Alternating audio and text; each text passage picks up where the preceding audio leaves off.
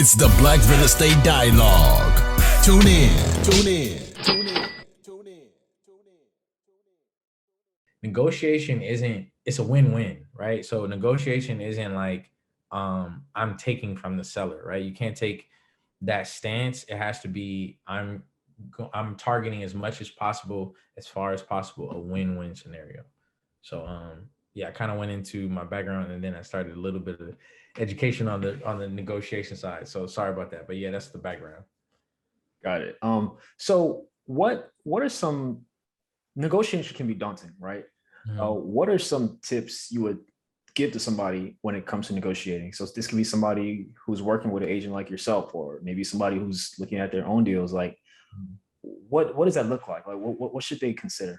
You know what? I'm glad, man, because you're a really like empathetic sympathetic person, and sometimes it's a struggle for me to get into other people's heads and see how they are. I'm thinking like, yo, everything's negotiable. Like we're bringing the money, they have the property, I got something they want. That's my mindset, right? So I'm like, even when I was an investor, I'm like, ask for this, ask for that. What's their motivation? I'm all aggressive with it. And I kind of forget that it's daunting. So that's a good point. So something to think about. Say you're nervous about negotiation, it's daunting. Remember that you're bringing something of value to the transaction. Your loan approval, your home loan approval, whether it's $100,000 product that you're buying or a property, or it's a $5 million product that you're buying, that is something that the seller wants and needs to close the transaction, right? So you're bringing something of value. It's a two-way street. It's a push and a pull. It's a give. So don't feel like you're robbing anyone or you're asking for something you don't deserve or you're not entitled to. Come into the scenario like, hey, this is a two-way street, two-way relationship. I have something of value that they want, and they have something of value that I want. So once you start thinking of it like that, it gives you a little more confidence to see what you can negotiate. You may not be able to negotiate everything, but see, you're more open to it because you're thinking, oh my God, this big bad seller. No, you're thinking, hey, this is a seller, I'm the buyer. We're bringing something to the table too. Got it. Got it.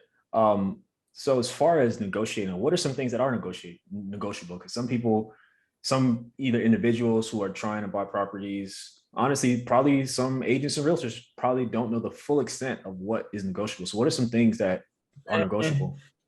Bro, it's so many. It's when I say everything is negotiable, everything literally is negotiable. So like I read a book, it was called Nothing Down in the 2000s by, I think his name is Robert Smith. This white brother, like I read it years ago when I first started investing in real estate. But I learned that you can negotiate anything. So when we say, okay, anything, what does that mean? Here's an example. Terms. Like I just got a 4 unit in Escrow out in it's like southeast, south central LA, but my client was in Aruba. She was on vacation. So I negotiated the close of escrow, the length of escrow. So usually it's 30 days. Say, hey, she's going to be gone. Yeah, we can start the digital stuff, but we can't do the inspections. We can't really move along at the pace that we want because she's in Aruba. So let's extend that escrow another week or 10 days. I think I extended it. And I wanted her there to be, I wanted her to be there during the inspection. Cause he's like, we could do the inspection without her there. Just send an inspector and send a termite, send the sewage guy, the roof. I'm like, no, I need more time because she's out of the country. So that's something that's negotiable. Purchase price, negotiable. Everything's negotiable.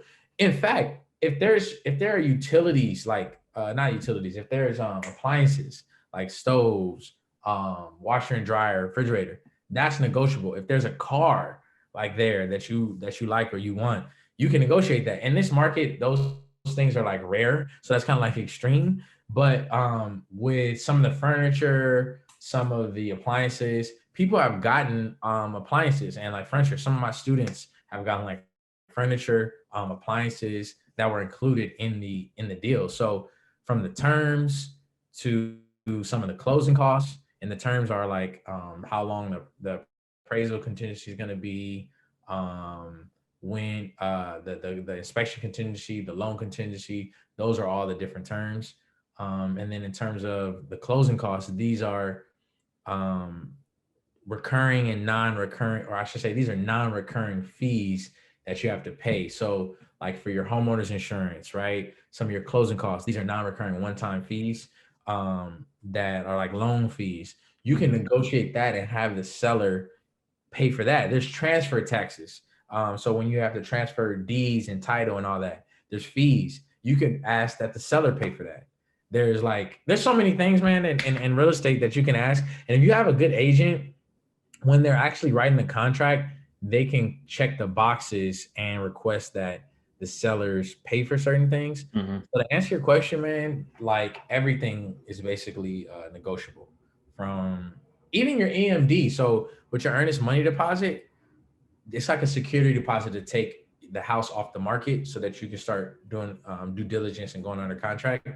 Some sellers want you to have more skin in the game. They want you to show that you're serious.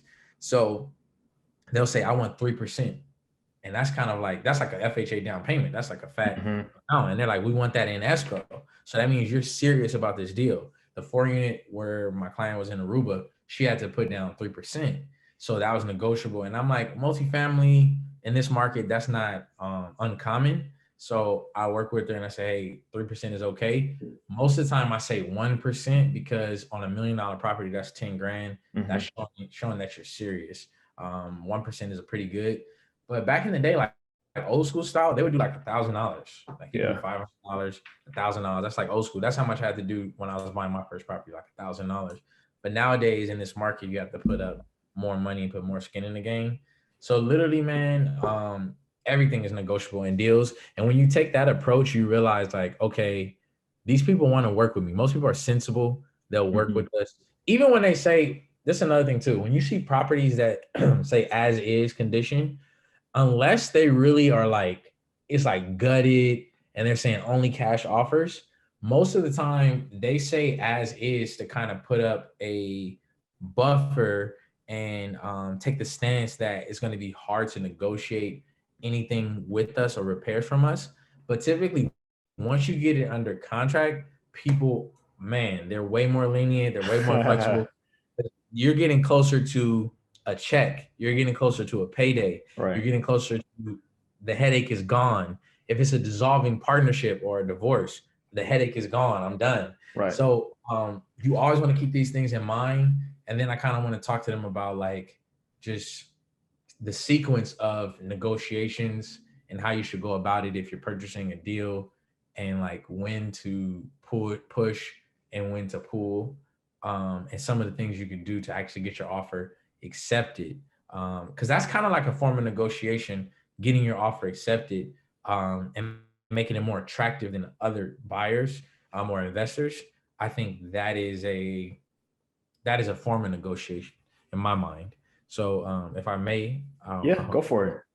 Talk about those things. So the first step is like in the seller's market, there's two ways to go about it, right? So it's like price and terms.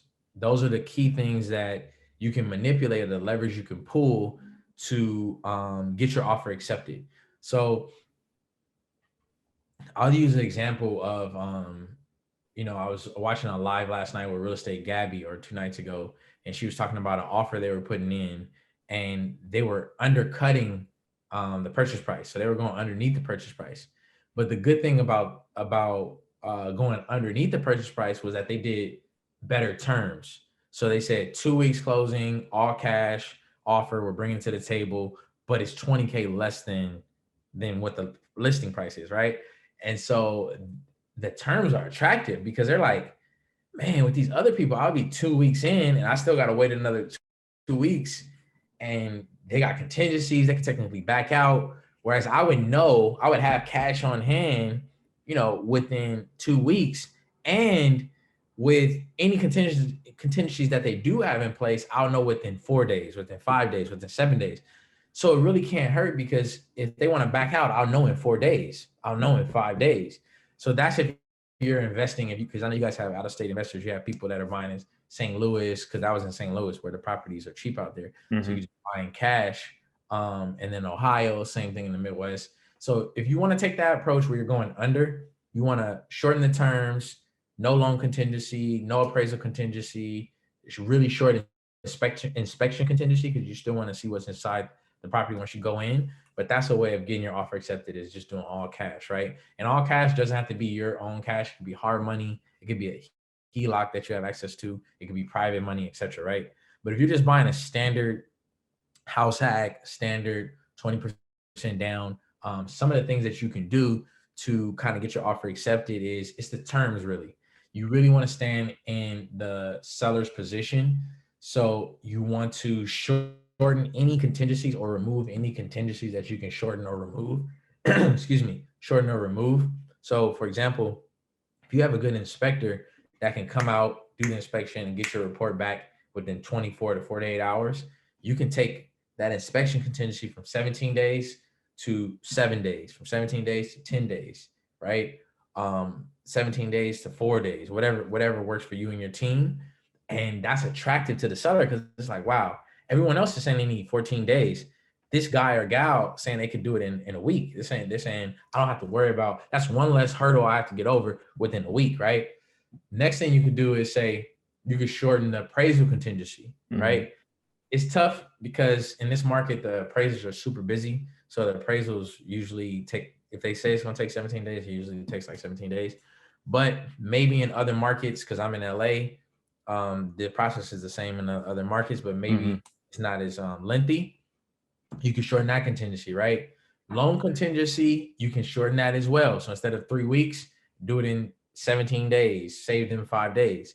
But in their mind, people are like, oh, is that a big deal? Remember this, after the loan contingency is up, it's time to close. That means everybody's getting paid. All their pockets are getting laced. And it's not always about money. It could be peace of mind or something that they don't have to worry about or stress about because dealing with the property headaches, right? So the closer you can get them to the finish line, or excuse me, the faster you can get them to the finish line, the more likely your offer is to be accepted. Another thing is paying some of the seller's closing costs. So it could be small things like the transfer tax. It could be paying for the title. If you're paying for the title and escrow in certain cities, that's a lot. Like out here in LA, that's like 2%. That 2% of $1 million, that's 20 bands, 20 grand. So that's a lot. But pay some of those fees, right? Some of the taxes, different things, right? So the other thing and the last thing is, I would say, to get the offer accepted, make it attractive. And this is one of my secrets that gets my offer accepted over like even conventional offers on my FHA and NACA. People that need help, we get it. You want to cover the appraisal gap. So what is appraisal gap? An appraiser is a third-party individual and professional that is an expert at the valuation of homes. So because the lender is a true owner, you're only putting down 20%. If you're getting a loan and you're an investor, you only put down 20%, 25%, 3%, 0% down if you're going with NACA VA. The lender is like the lender of a car loan, right? They want to know how much is this car worth, because I'm not going to give you a loan for more than the car is worth. So the bank requires that you get an appraisal. So if the appraisal comes in less than the purchase price, and a lot of times that's been happening because we're offering over asking in this market because it's so crazy. Like the bidding wars, they'll push up the purchase price. The appraisal sometimes comes in lower than the contracted purchase price. So there's a gap between where the bank will loan and how much they'll lend and what you're in contract for. But you have to think in the seller's standpoint. The seller's standpoint is, hey fam, I'm thinking about my payday, and my payday is going to be up here at the purchase price. But the appraisal's down here, it's 10K short. I don't care where it is. I want my 10K because that's on the contract. I chose your offer because all the other offers were 10K lower. So that's why I'm rocking with you. So if you go in and you say, hey, we're willing to close the appraisal gap, meaning close that difference for up to 10,000, depends on your budget. If you're in a smaller market, you can say, hey, we'll close the appraisal gap for up to 5 grand, up to 10 grand, right? In LA, my clients, it's like a minimum of 10, and then it can go up to, I've done like 60, 70 grand appraisal gap coverage. Man, there's people who remove the appraisal contingency, bro. They're like, we don't care where the appraisal comes in, we'll make up the difference. If it comes in 100 grand less, we'll make up the difference. If it comes in 130 grand less, we'll make up the difference. Wow. So those kind of buyers, sellers love, and they accept their offer like that because they're offering that security. It's the Black Real Estate Dialogue. Tune in. Tune in. Tune in. Tune in. Hi everyone, Sam here from the Black Real Estate Dialogue. Make sure to hit that notification bell and that subscribe button and to visit us at blackrealestatedialogue.com.